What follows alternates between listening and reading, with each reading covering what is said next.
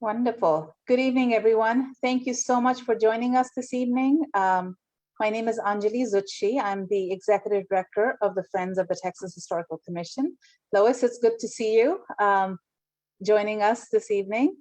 So today, our event, this is our next in the series of our virtual events that we present every month. Today's event is titled The Dichotomy of Purple Hull Peas. As you all know, we have been offering these events since the beginning of the pandemic. Well, sort of in the early days of the pandemic over the last 16 to 18 months.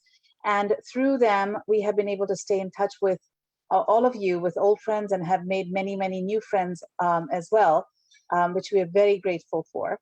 As always, our hope is that through these events, you'll continue to learn about us, the Friends of the Texas Historical Commission, a little bit more, and learn about our mission to support the Texas Historical Commission in its preservation efforts across the state.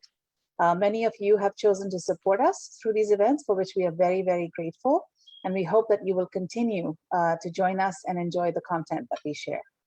I also wanted to welcome our commissioners and friends, board members and advisors that might have joined us today. Thank you so much for taking time. I also wanted to introduce my colleagues. Both of them are not with me on this Zoom call today, but I did want to share their names so you can, if you ever are in touch with them, you can reach out and thank them for putting these events together. Katie Kukerbaum, who is the brains behind these events, she pulls all the content together. She reaches out to our speakers and makes sure that we are able to bring you this interesting stuff every month. And Yega Ramazani, who is the behind-the-scenes person who basically keeps us up and running with all of the back-end support. We also have Hope Baron, who is our social media expert, who reaches out to you on our social media via Facebook at THC Friends and on Instagram at friends_THC. And we are on Twitter as well at the same handle, friends_THC. If you are on social media, please follow us on these platforms. We're also broadcasting live on Facebook right now, and we'll share the link in a follow-up email that we'll send out to all of our registrants, those of you that are attending right now, and those of you that had registered but were not able to join us. So you can share, you can view the content and share it forward, please. Please feel free to do that. Before we get started, I also wanted to, and if you see me glancing to my other screen, I'm letting people into the Zoom room at the same time. So I apologize if I seem like I'm looking away. I'm just making sure that we're not missing people that are trying to get in. Before we get started, I wanted to also let you know that our next virtual event, Preserving Historic Cemeteries, is scheduled for July 21st at 6 p.m. This event will be presented by Jenny McWilliams, who's the coordinator of THC's Cemetery Preservation Program, and Carlin Hammonds, who is a specialist in the same program.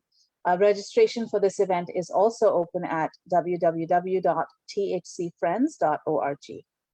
A few housekeeping items before I introduce today's event and our presenter. As always, we would appreciate it if you can keep your microphones on mute. You can keep your camera on or off as you see fit. We'd love for you to turn it on when we are in the Q&A phase so that you can talk to Dr. Bunch directly if you like, or you can throw your questions into the chat box and I'll be happy to share them with him.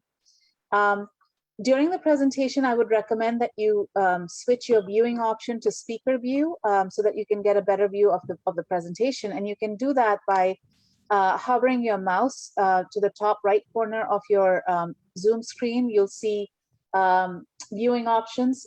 Make sure you select speaker view at that spot. As I mentioned, we'll have a planned Q&A at the end of the presentation. So again, feel free to drop your question into the chat box if you like, or you can raise your hand and I'll be sure to keep an eye out and call on you for you to share your question or your comment. It is now my privilege to introduce our presenter for today. As you know, the Friends of the THC's motto is preserving the real places and real stories of Texas. So storytelling is key to the work of historic preservation, as you can imagine. And our presenter this evening is an educator and a strategic visionary whose real world experience has taken him across the country. Dr. Clarence Bunch is currently the Agriculture Natural Resource Program Leader for Prairie View A&M University College of Agriculture and Human Sciences Cooperative Extension Program. His responsibilities include providing visionary leadership and direction to county extension agents on the development of statewide agriculture extension education programs. Dr. Bunch is also the former Associate Director of Extension at Central State University, where he designed, created, organized, and provided statewide administration, strategic direction, fiscal and program development for Central State University's Cooperative Extension Service, CSUE. He was responsible for leadership over its fiscal and programmatic operations and hired CSUE's first leadership and campus staff. He also developed CSUE's first 5-year strategic plan and was key to developing a partnership between CSUE and Ohio State University.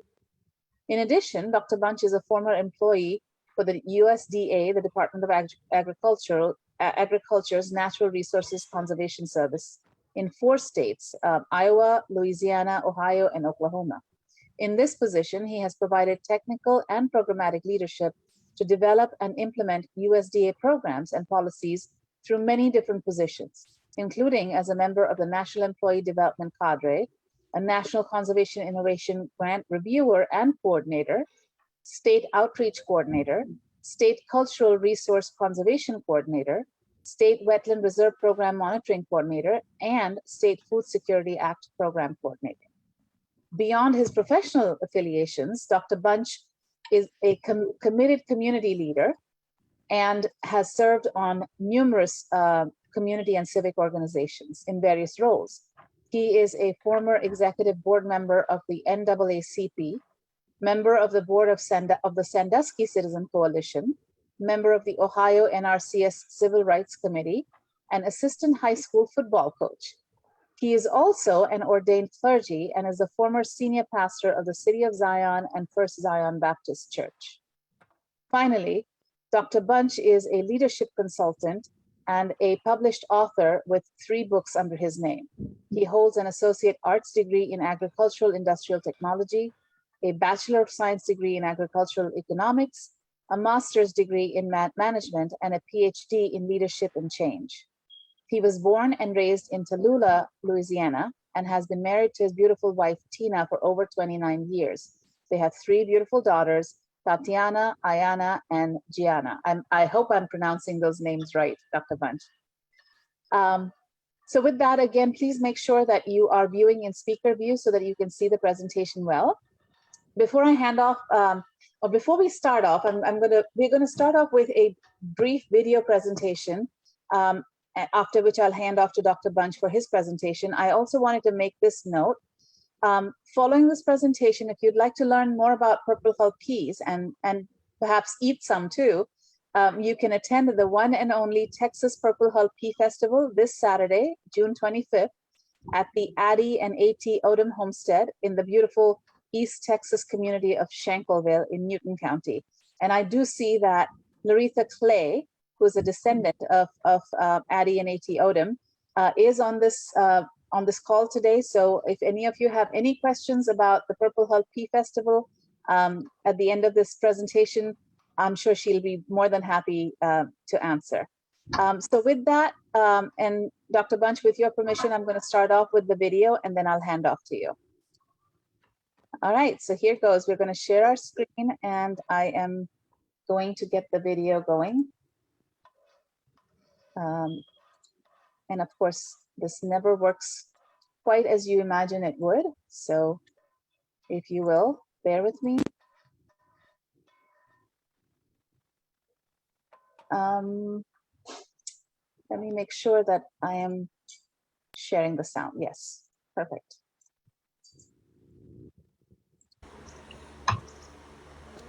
Hello, I'm Philip White, native from right here downtown Shankleville, Texas. And we decided that since we couldn't have a Purple Hull Okay. Pea Festival in the year of 2021, we decided to do something a little special. And we finally got my mother and one of her longtime friends over at her home, and we were come up with some Purple Hull peas. And we decided that we would just sit here and shell the peas while the nice breeze blew this afternoon. And as you can see all around, we just got one of the old time settings. We have a chicken yard, and we have background here where we had cattle, and we had a few pigs, believe it or not. But anyhow, this is a beautiful afternoon, and we have about 5 bushels of Purple Hull peas here, and we got to thinking about it, and we sit and talked a while, and we said, well, you know, we're getting away from a lot of old traditional things, and man, it would be nice to kind of bring back some good memories, and so we got a few people here together and got to talking about it, and you can see Mother and Sister Peacock are sitting here, and that's almost 200 years of experience right there. That's my mother, Miss Lily Mae White, Shankle White, and she's going to be 93 here in November, and proud of it. Mother, give me a smile. All right, yes. And on beside her, like I said, her great friend, Sister Teresa Peacock. She was from the downtown Shankerville. She's from the east side. You know, we get talking about the east side, the west side. She's from the east side, out there close to 87. But she's been a long-time mother of this community, and it was about 8 of them that raised some 64 or 65 kids. And they kept us all in line and made sure we went to Sunday school and church, and they sent us all off to college, and they're proud that we were able to come back and spend a little time with them. And as you can see, they hadn't lost a beat, even though Sister Peacock, she's up there above 80, 85. I'm not going to tell you her age, because she's a cute little lady, and I know they're almost 200 together, and so they're enjoying themselves as well as we are out here today.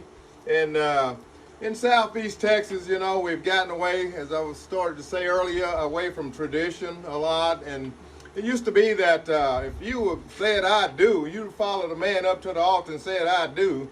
That means you do take care of the household and everything he bring there. Yeah. But anyhow, peas, the produce from the gardens and whatnot was some of the things that the older frontiers and down through the years were able to provide for their families. And as I was mentioning, we had chicken, cows, and pigs. And first cold day every winter, all my brothers and myself, we knew we had to stay out of school that day, so we go kill that first hog. But anyhow, Mother, she stayed out all day and made chitlins and all kinds of stuff.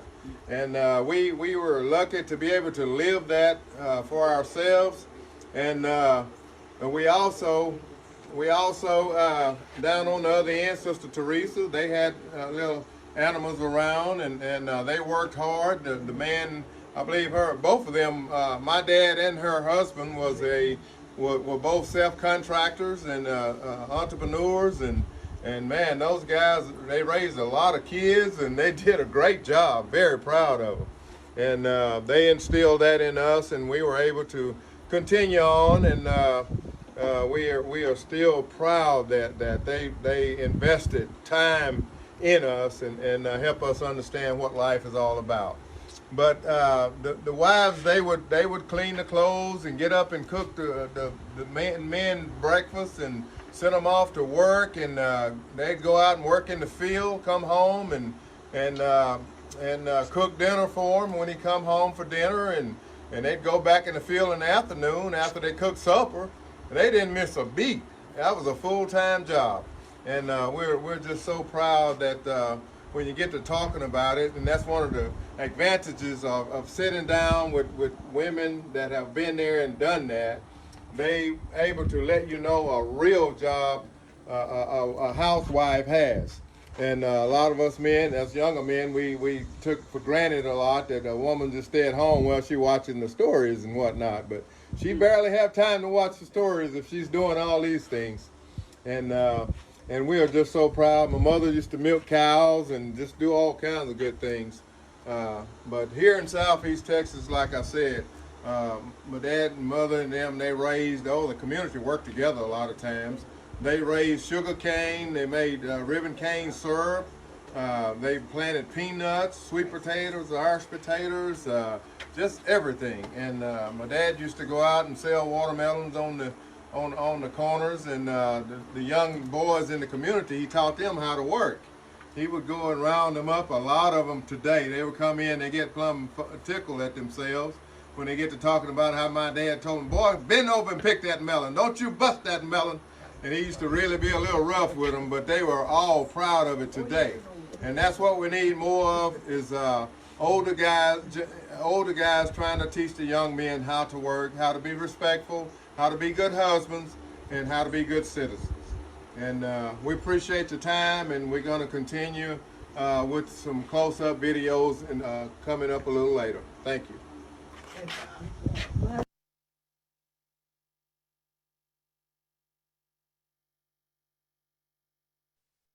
Dr. Bunch, it's all yours. Well, good afternoon, everyone. And can you hear me okay? Can everybody hear me? Yes. Hello? Yes, we can. Oh, Yeah. okay. Yeah. They say I'm known for talking with a low, mild voice. And every now and then I always mess up particular things, as I just did that. And that's acting up too. So I got to find an alternative. Let me do this. I got to make adjustments.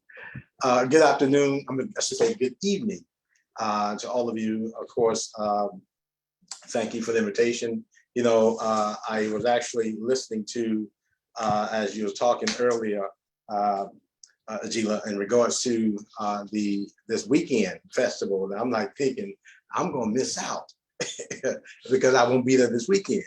But it's glad to be invited here today. Of course, I want to also thank Katie for also inviting me to come and speak today as well. So I appreciate that invitation to come. And just knowing that on the eve of the festival, of course, we're talking about the festival, the Texas Purple Hub Feed Festival in Shankleville. And I'm saying that's a phenomenal occasion and also a festival, just knowing about the history.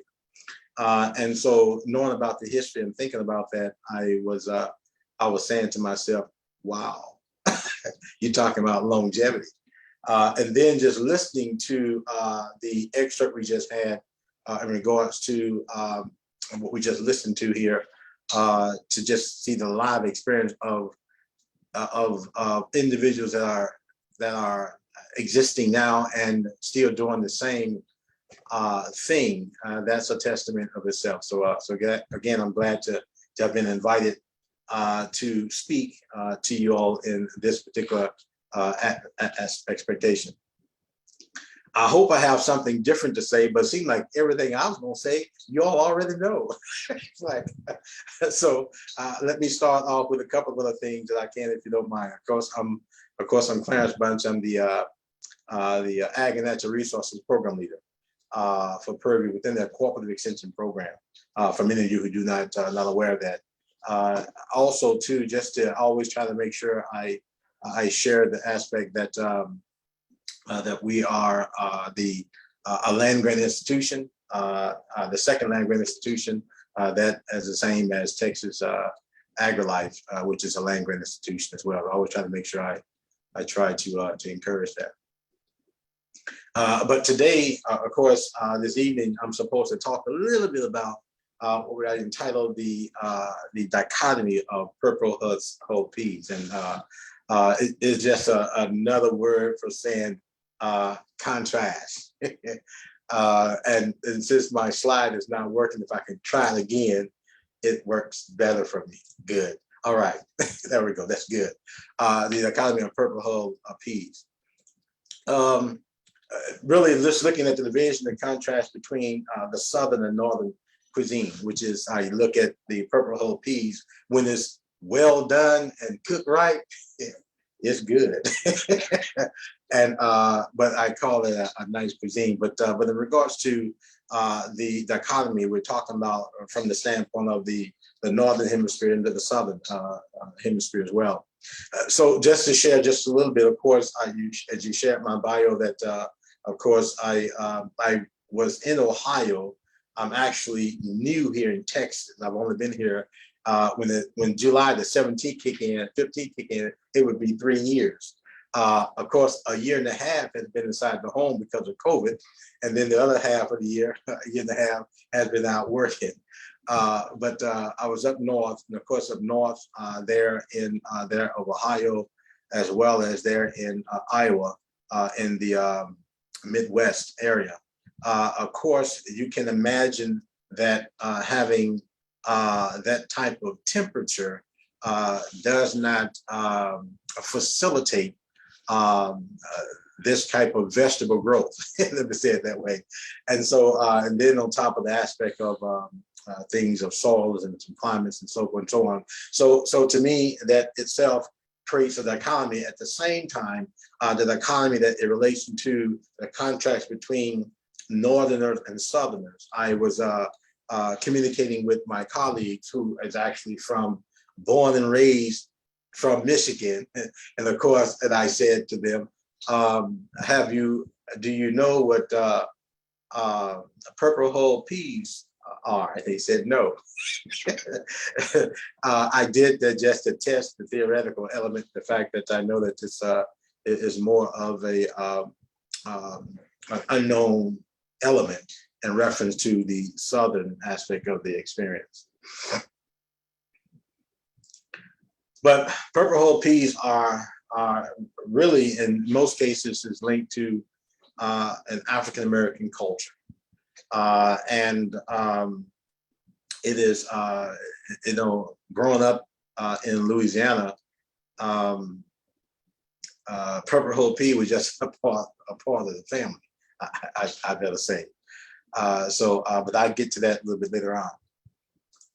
But I want to talk a little bit about this evening, just a little bit about the scope, and some of these things you already know, the scope of its origin, of information about some of the history, some information in reference to how they're growing it, and as well as just some of the benefits of it.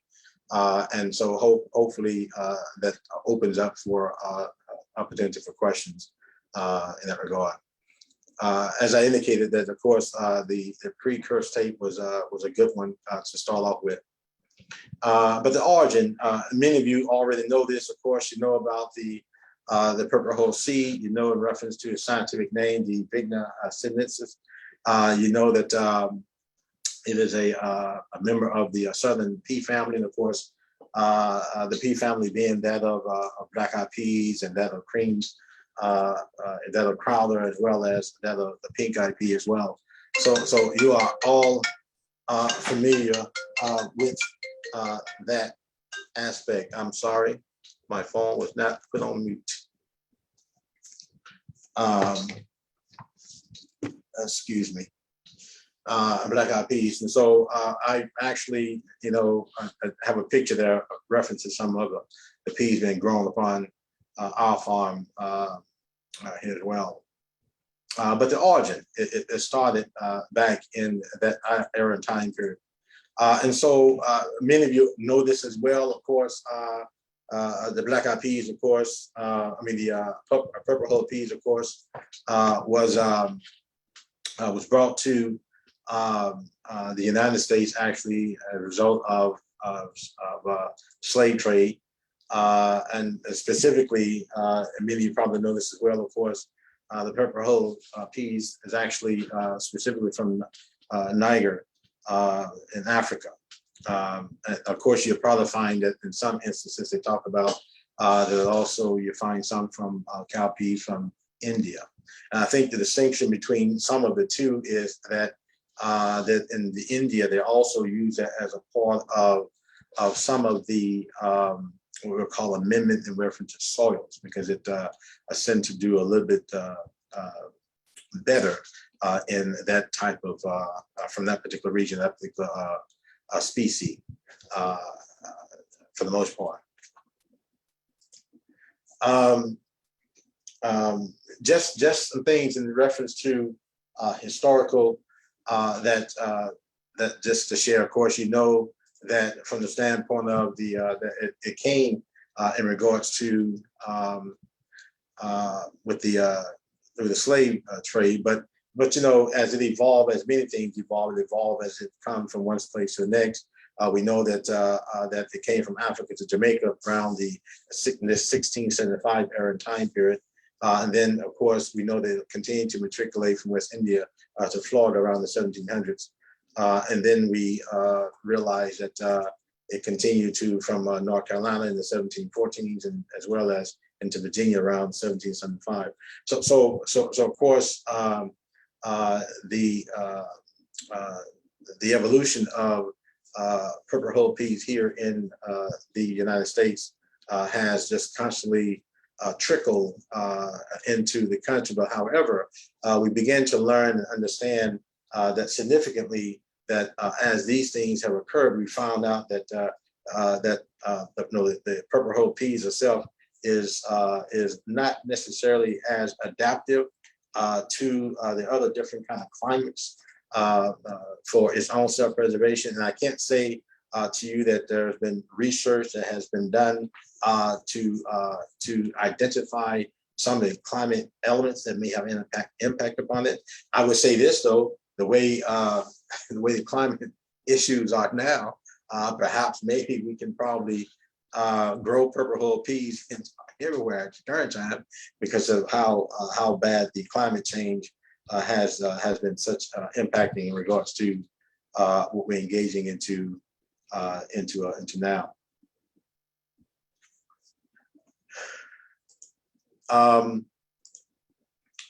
Of course, I want to share that that when we begin to look at how we begin to grow it, I know there's been some research that was done. There's plenty of research that's been done in regards to, well, say plenty, but a lot of research has been done in reference to growing purple hull peas. Of course, research that's been related to how are their resistance to different diseases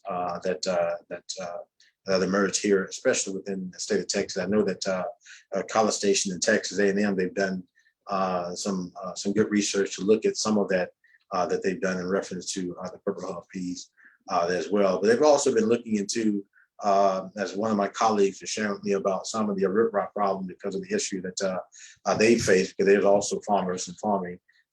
They didn't plant any purple hull peas this particular year, but they have been engaged with it in years past. As I indicated to you as well, that one of the things that we're doing on the farm, of course, which is a picture, is we're growing some purple hull peas. Actually, we didn't grow it, we didn't plant it in April. It was planted a little bit later on, so of course we're not ready at the current time for harvesting. But yet we are still in that emerging period element there.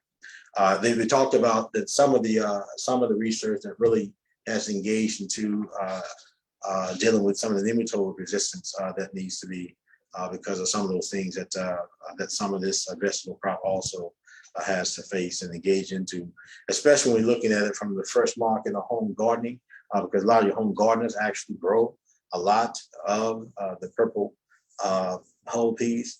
And so we do hear a lot from them about that as they do a lot of rotation, but a lot of them like to utilize it as a part of some of the soil amendments that it really provide benefits to them on and for.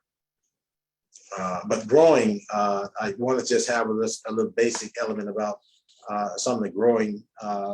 I know all of y'all can probably tell me how to grow purple hull peas better than I can, but of course, growing it, we're talking about here being in Texas, especially in this time now. And I think that as I have been in meetings, of course, dealing with environmental equity, dealing with reference to some of the climate issues, trying to figure out how we can impact climate change. I know that a part of vegetable production has been a part of some of those kind of discussions in regards to some of the residue that's been left over or left behind. So we've been having those kind of discussions here as well. But growing pepper hurl seeds, I think that at the current time, I think that it's really based on the climate, it's a good crop at this current time to grow, based on how the weather has been and the weather is. But a couple of things I wanted to mention, of course, was that in regards to grow it, of course, it is a plant that needs full sun, plenty of sun. That's why it's grown mostly a lot in the southern hemisphere because of the heat and the temperature that's here, and also too because of the type of soils that we engage into. But in reference to growing it, in reference to we need 8 hours of sunlight. We need to be able to plant that at least about 1 inch in depth. We need to have at least 2-3 inches in reference apart, and of course row apart about 24 to 40 inches, as well as the growing season, as I indicated, between 6 and 75 days. But as I said, as we're planting hours on the farm, we planted a little bit late, so we're of course going to probably harvest it probably sometime in July, most likely, as opposed to here in mid-June or late June, when normally it's a really good prime time to really do so. So growing it, I'm not quite sure how many. I know it's a crop that is a vegetable crop that is very prone here in the East Texas region, but knowing that I actually cover a pretty part of a lot of the states, and I spend a lot of time in the southern part here as well of Texas, and just knowing that up in this part of the region, that also because of the cultural element, which makes a significant difference as well, makes purple hull pea a very special vegetable crop, I believe. Not quite sure if there has, or if there is, or if there's been assistance provided in that regard. Not quite sure about that or not, but I'm pretty sure that that's possible. But when we look at that as it relates to still yet a dichotomous element, we're talking about then yet that how the seed or the purple hull seed itself is actually is not only just grown from a separate different region, not only looked at and taken care of from separate different groups of individuals, but also in reference to how it actually is a part of its importance. In other words, I know working within the government, they do provide a lot of financial assistance in regards to landowners for crops. I will share and say that I have not, because I'm not sure about the large scale of production from the standpoint of crop production with the purple hull peas, if that has been a part of an allowable element for them. I'm not saying there's not, it probably is, but because of the scale in reference to how purple hull peas is actually engaged with, may not be as plentiful. I guess if that make any sense on my part. But just the growing of it, I think I think growing of it, because of the fact that the benefit that it brings, I think has some significance. I believe that if we can grow more of it, because of the aspect that that we can get benefit from, of course. And I'm going to shift here real quickly. That the benefit of growing it, of course, when we're talking about weight management, it has a significant impact on it by just growing it and raising it, and improve, of course, some of the internal testing that we have. Also, too, that it actually really is affordable, and also I think I mentioned earlier about how it actually is able to improve the soil. But the benefit of growing it, I think it also, which is not necessarily has been discussed, but of course I think it really does have also to a little bit of an impact in reference to, we talk about a change in climate issues as well, because it is a lagoon.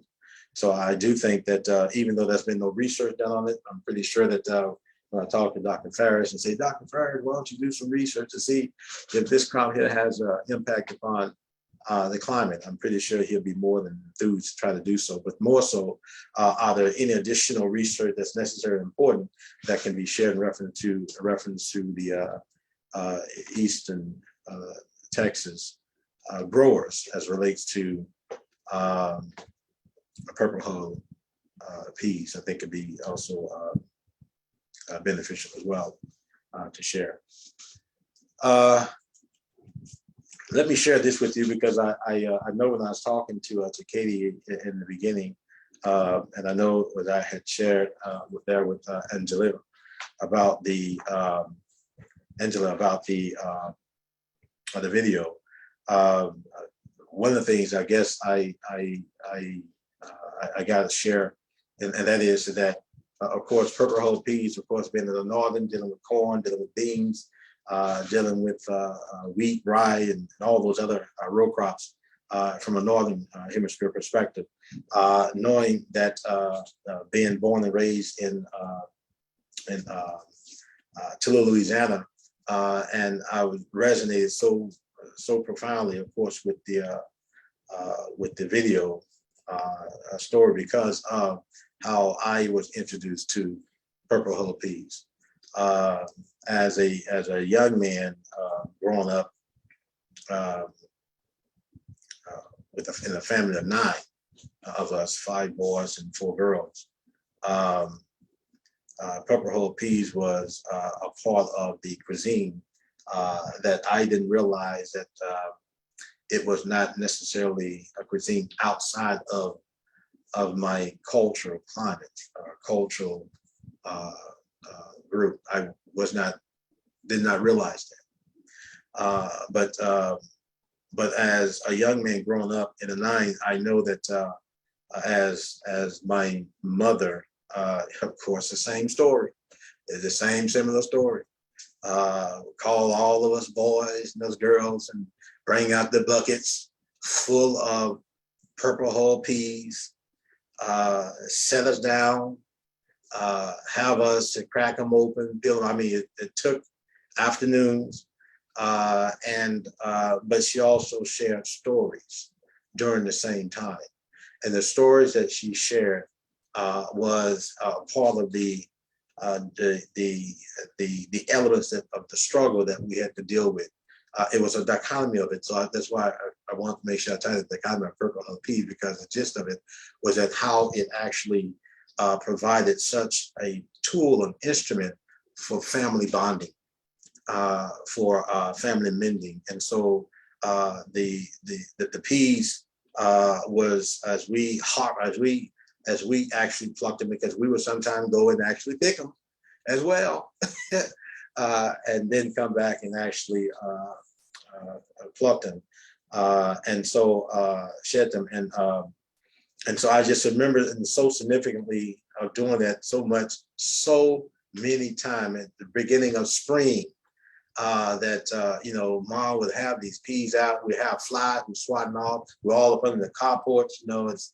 We had carporches. There's not many carporches. There's a lot of garages.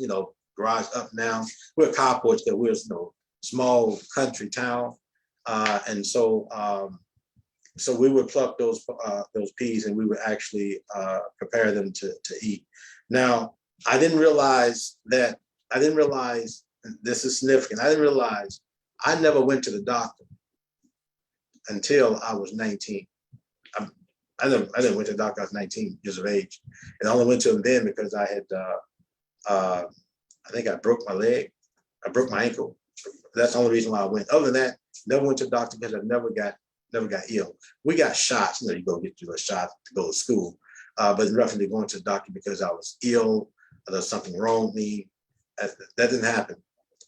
So I saw that a part of how my parents took care of us in reference to good healthy eating.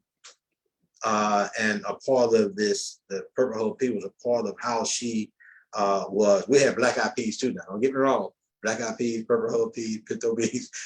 we had all those, but reference to the work was really reference to the Purple Hope peas.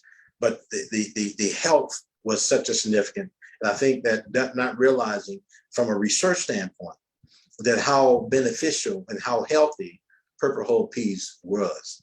And I think that if that can be elevated more so in the current climate, I think that perhaps not saying that we're going to reinvigorate, but I think we can possibly begin to expand more so with this as well. Now, and shifting from this closing of dealing with that in reference to how I was engaged into the Purple Hope P, one of the things that we're doing now with Purview is from an urban agricultural standpoint. And as my urban agriculturalist, he and I had some discussions about Purple Hope peas as well. And of course, as I say, he's a farmer farming, but he's also working with a lot of city farmers who's also growing Purple Hope peas as well. And so, but we didn't talk about it from the standpoint of trying to expand it because it's just like a normal thing. But I think that's something we should probably push here as well. So let me. So that's the end of my conversation. So if there's any question that you may have, then we can target those questions, because I really felt that the video and reference also to all of the other information that has already been known. Not quite sure about any new information that I can share, but I'm also willing to answer questions to begin to bring about different light as we can engage in this discussion here about Purple Hope peas. Thank you so much, Dr. Bunch. This was really fascinating. Just learning about the science and the combination of the history and the science behind Purple Hope peas. We have I mentioned earlier our Friends of the THC board member Laretha Clay, who is a descendant of Jim and Winnie Shankle, and she is one of the core organizers of the Texas Purple Hope Pea Festival, which is happening, as I mentioned, this Saturday in Shankleville. I'm going to call on Laretha to jump in here for just a minute or two and share, just some history background about the festival, what happens at Shankleville, why is it important to the community there and to communities across Texas. So Laretha, if you wouldn't mind jumping in here, that would be fantastic. There you are. Yes, here I am. I don't know what I look like, but I'm here. And just happen to have my shirt on today. Well, you need to show us the shirt. I can't see where I am. And if I can get a better view. let me stop the screen share so that I can. Okay. Let me stop it. I'm sorry. Oh yeah, please, if you don't mind. Thank you. Yes, I'm sorry. There you go. Okay, so there you are. I see the shirt. I can see the shirt. I see the Texas, and I see some part of Purple Hope. Yeah, there you go. There you go. Okay. So we started the festival in 2014, and basically we were looking at some type of way to have a little bit of activity, economic development in Shankleville, because as with many rural, there are two different problems that a lot of freedom colonies face. In the rural areas, is that so many people have moved away, and how do you sustain the people that are there? How do you get people to come back? How do you spend money? How do you do some economic development? City freedom colonies, the issue typically is encroachment of highways and gentrification and things like that.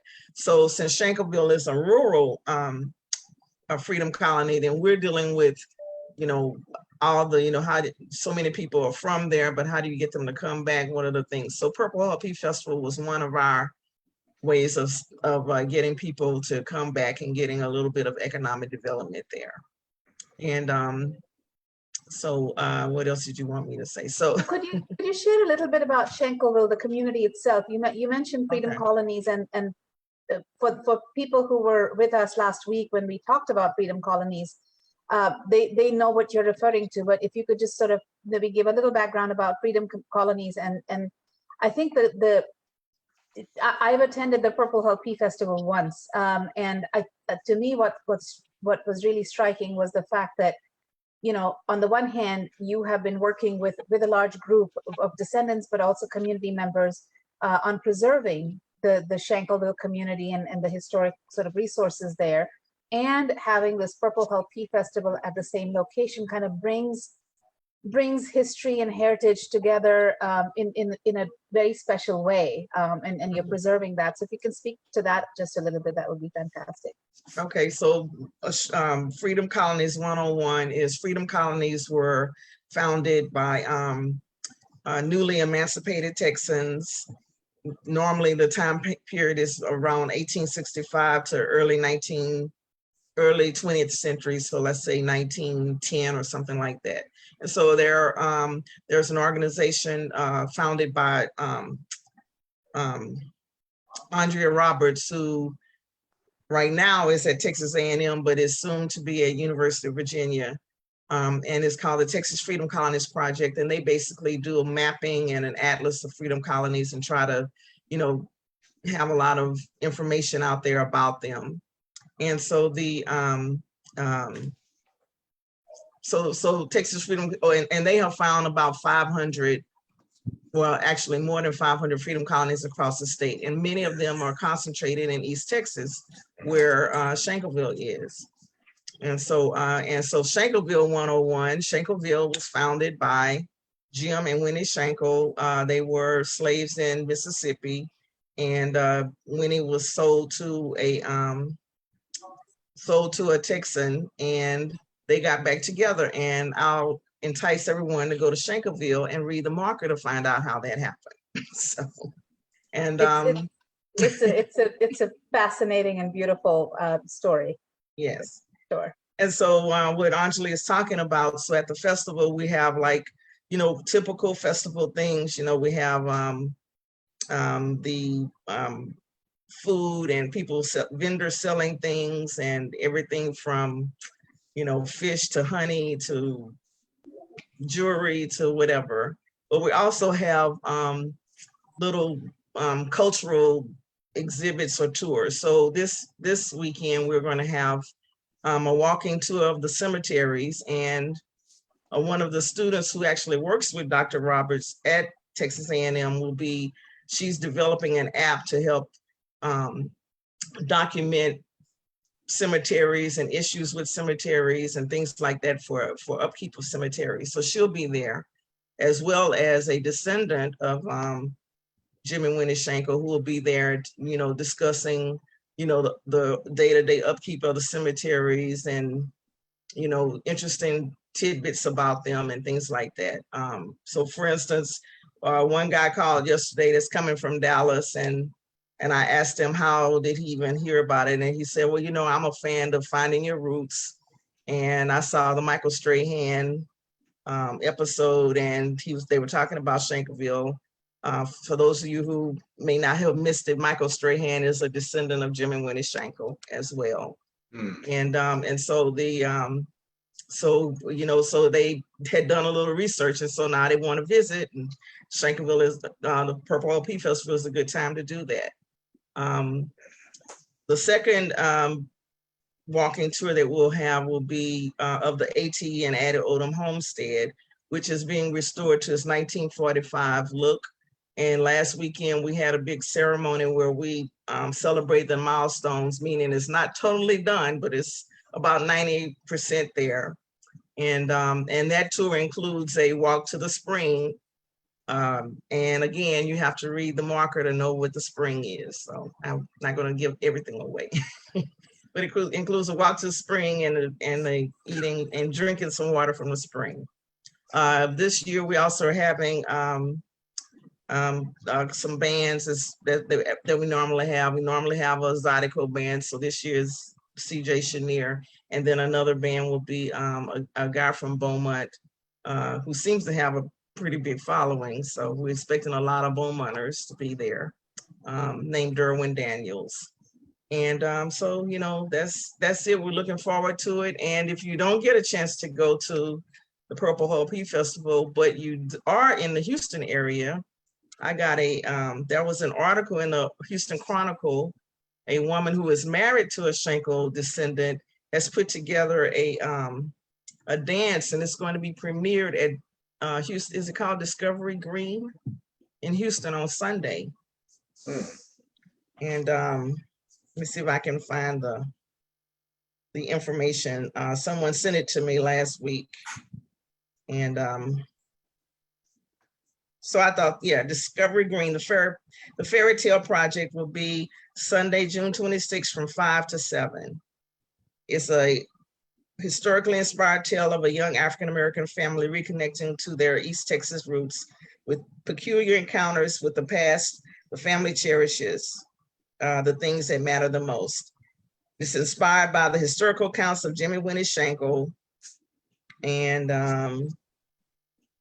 so forth. So anyway, so if you live in Houston, that means the Purple Hull Pea Festival is only 2.5 hours away. And if you don't want to travel that far, or if you do, the next day you can go to Discovery Green for the Fairy Tale Project. So is that what you wanted? Thank you, Laretha. Yes, and Okay. I wanted to share this with folks,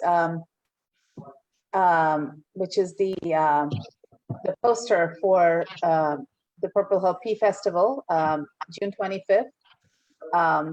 So for those of you that can, please do attend. It's an incredible event, and definitely worth the visit. So yeah, and I forgot the main attraction. The main attraction really is pea picking and pea shelling contests. So right. Yeah. That's it.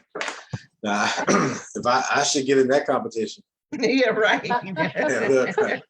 Look, if you was the son of Bessie Mae Bunch, you would be picking real fast, because she taught us how to do it very well. So I know. And when you were talking about in your family, I would pick the pea, y'all would shell the peas and sometimes pick them out. I was saying to myself, we always pick them, because my grandmother would call my mother and say the peas are ready. So that meant that next weekend we were going up, and then of course they were up early anyway, and now I really understand it. But that meant we were up like 6 o'clock Saturday morning. We got there Friday night.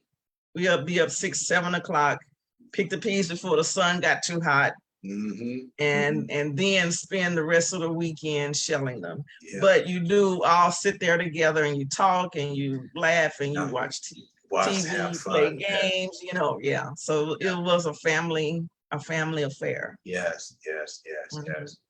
Wow. And in fact, just as one year when we were doing the festival, someone called and asked if there were going to be peas in a shell available to buy, because this woman had I think it was her mother who was having dementia, and some of her other family members from another state were coming in, and she felt that if she were able to have some Purple Hull peas and they all sat around and shelled them together, that her mother, it would bring memories back, and they'd be able to have a nice time with her mother. So so it's that it is like a real thing, a real family. Yes, it is. Many families. Don't forget. Yes. Yeah.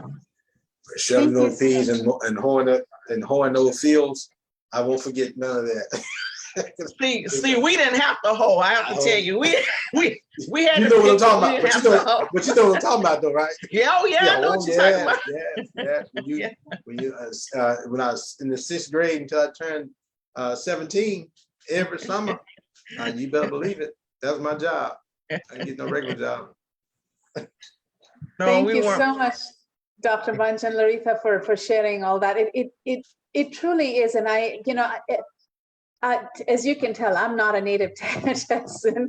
I've lived here in Texas for almost 30 years, so I claim Texan as my identity. But I come from India, and Dr. Bunch, when you were mentioning different kinds of peas and the origin of black-eyed peas as well, the concept of families coming together around food and around traditions like this is really what history is all about, and what preserving those stories is all about. And so we really appreciate you sharing all the information you did, and Laritha, all that you do, and the information that you've shared. Thank you so much. I did want to open up to any questions that folks might have. Lois, thank you so much for your comment. Lois Lacey is on Laritha, and she says, this is inspiring me, and I will have to get some peas and have my granddaughter come see me and shell peas. But she won't like getting her fingers purple, but yeah, I mean, it's just the storytelling that sort of just happens organically around things like that. I can remember traditions growing up where we would come together as a family and cook stuff, and we would do it, all the women sitting together and the girls, and we would just talk and tell stories, and those are precious memories and traditions to carry on. So any questions from the audience? It's something that I think that we need to somehow reincorporate. I think it will rebuild and rebond a lot of communities as well as families. And I think that's missing. Absolutely. And that's sort of the message that was in the video that we played at the beginning. It was that, just simple acts like that, like sitting together and shelling peas, can bring families together and bond families together. And that's really important. So any last thoughts, Dr. Bunch or Laritha, before we let people go? I don't see any questions in the chat box, so unless there are questions, we can wrap up. But any last thoughts? I think that what is actually taking place needs to be highlighted more. And of course, I'll share back with my staff and others that we cover. Laritha, we actually cover the state. So I'm thinking that I just hired an agent to be over in that area, but you're close to the Louisiana line. But that's something that we should know, and that should be a part of the family with Prairie. And so that's what the institution is really all about, is being able to connect. One of the things that's happened since we started the festival is I understand the woes and trials and tribulations and triumphs of farmers, because I'm always watching the weather. I'm always, and like this year we were there last weekend, and I was like, please let it rain, because the peas almost there, but if it doesn't rain, they're not going to be, they're not, because we always plant a pea patch. And so, so I would like to talk to you about, because there are just not as many people growing them as there used to be in the area. And so I would like to talk to you about, about that and what the issues are. And then the people that grow them, it's like, because of the way the climate has changed, like even our pea patch, she had to replant them like 2 or 3 times.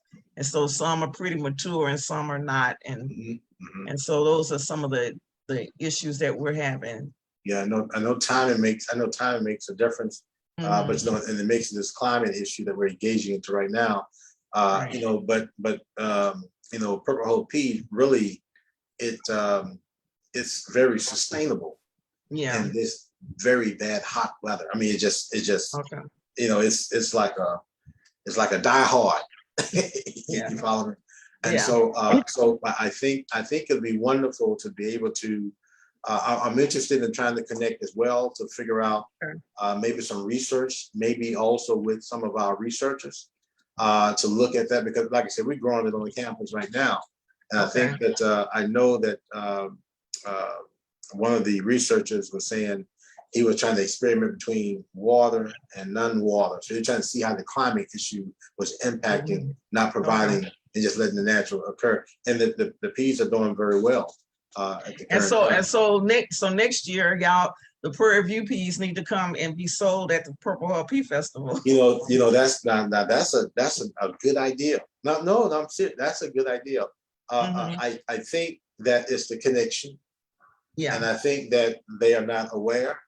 But I'm pushing staff across the state, and we're going into communities.